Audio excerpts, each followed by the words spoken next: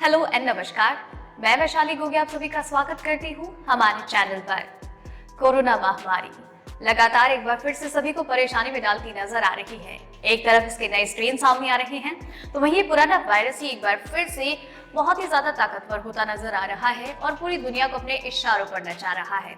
लेकिन साथ ही में वैक्सीनेशन शुरू है और दूसरे स्ट्रेन से लड़ने के लिए वैक्सीन बनाने के काम में सभी जुट गए हैं।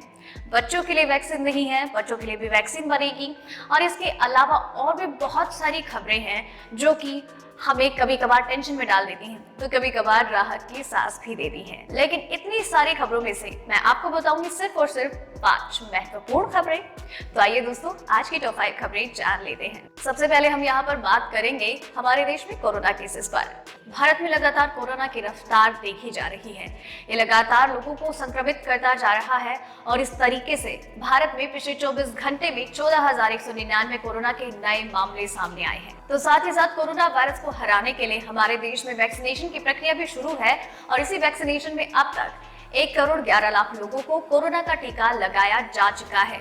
तो वहीं पिछले 24 घंटे में 83 लोगों की जान गई, जिसके साथ ही कुल मृतकों की संख्या 1,56,385 है। तो वहीं कुल कोरोना केसेस की बात की जाए तो वो संख्या है 1.10 करोड़ और साथ ही साथ लोग रिकवर भी हो रहे हैं और इसके साथ ही रिकवरी रेट 97.33% है। बात की जाए मृत्यु दर की तो ये है 1.42%। दूसरी अपडेट, कोरोना की बढ़ती रफ्तार से आज से इन शहरों में लॉकडाउन, स्कूल और कॉलेजेस भी बंद। जी हाँ दोस्तों, महाराष्ट्र में लगातार कोरोना वायरस में रफ्तार देखी जा रही है और बढ़ते इन कोरोना वायरस के केसेस की वजह से सरकार भी टेंशन में आ गई और उन्होंने इस पर एक बड़ा कदम उठाया है। जी हाँ, पुणे में 28 फरवरी तक का लॉकडाउन लगाया गया है, जिसके साथ ही स्कूल कॉलेजेस को भी बंद कर दिया गया है। नासिक भी इसमें पीछे नहीं है। नासिक में रात 11 बजे से सुबह 6 बजे तक का लॉकडाउन लगाया गया है और इस दौरान संपूर्ण लॉकडाउन की बात की जा रही है। इसके साथ ही यवतमाल, अमरकोट और अकोटा में भी लॉकडाउन की बात कही जा रही है। इसके साथ ही यवतमाल, अचलपुर और अमरावती में लॉकडाउन की घोषणा कर दी गई है। अमरावती और अचलपुर में 22 फरवरी रात 8 से 1 मार्च सुबह 8 बजे तक का लॉकडाउन लगाया गया है और ये एक संपूर्ण लॉकडाउन होगा। इसके साथ ही यवतमाल, अकोला और अकोट में भी 22 फरवरी सुबह 6 से 1 मार्च सुबह 6 बजे तक का लॉकडाउन लगाया गया है और ये संपूर्ण लॉकडाउन है। इस दौरान स्कूल कॉलेजेस को भी बंद कर दिया गया है, लेकिन साथ ही में इमरजेंसी सेवाओं को सभी के लिए चालू रखा गया है ताकि किसी भी प्रकार की कोई भी परेशानी खड़ी ना हो। तीसरी अपडेट, वैक्सीन निर्माण पर रूस के बढ़ते कदम।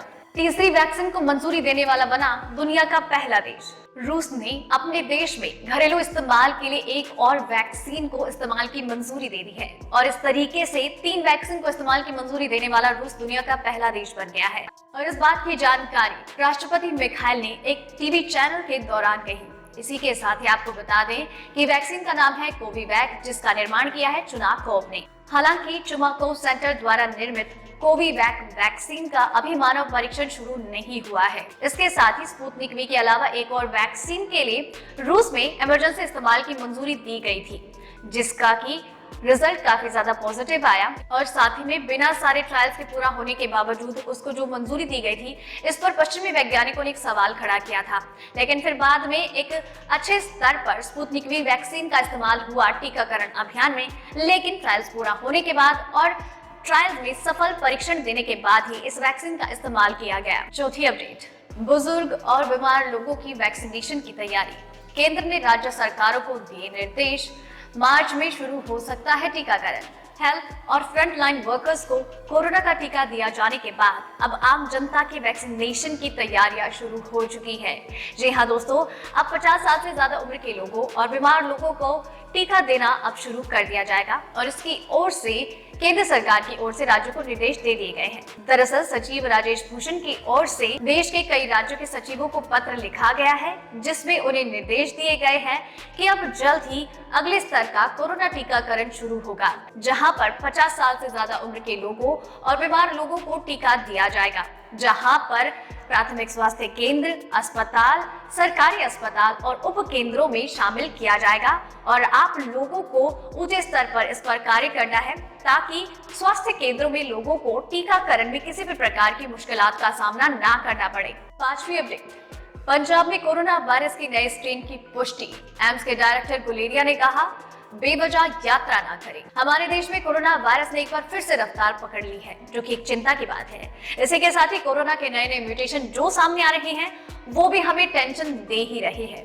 लेकिन साथ ही में अब डॉक्टर रणदीप गुलेरिया ने ये कहा है कि बेवजह यात्रा ना करें, क्योंकि आपकी सुरक्षा आपके हाथ। दरअसल हाल ही में जयपुर में हुए एक आयोजन के दौरान डॉक्टर गुलेरिया ने अपने बात में ये कहा कि कोरोना वायरस लगातार स्पीड पकड़ रहा है, इसके नए नए स्ट्रेन आ रहे हैं।